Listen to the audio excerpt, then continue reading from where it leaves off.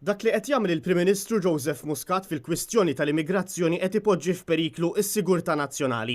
Fl-aħħar kwistjoni mal-Italja kienet turija ta' djufija mill-Prim Ministru Malti fil-konfront tal-Gvern Taljan. Saħaq dan l-editorjal ta' The Malta Independent meta kien qed jitratta s-suġġett tal-immigrazzjoni bit-titlu The Migrants Keep Coming. Jgħid li qed niffukaw ħafna fuq l-immigrazzjoni li tiġi bid-dajes imma hemm wisq aktar minn hekk. Hemm dawk li jiġu bl-ajruplan, dawk li jiskadilhom il-permess u hemm oħrajn li bl-aġir tagħhom kriminali il-qorti missordnat id-deportazzjoni. L-editorjal jitkellem dwar il-każ tal-MV Lifeline u jgħid li minkejja li natajna l-impressjoni li l-immigranti ma kinux se jibqgħu hawn Malta, illum pajjiżna għadu qed iżomm 160 immigrant minn dawk li ġew bl-MV Lifeline.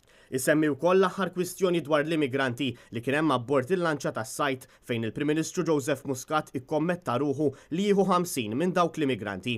L-editorjal jgħid li Malta għandha rata ferm ogħla minn dik tal-Italja fejn tidħol l-immigrazzjoni. Fil-fatt, Malta għandha rata ta' 18.3% għal kull 1000 Malti, fil-waqt li l-Italja għandha biss 2.4% għal kull 1000 Taljan.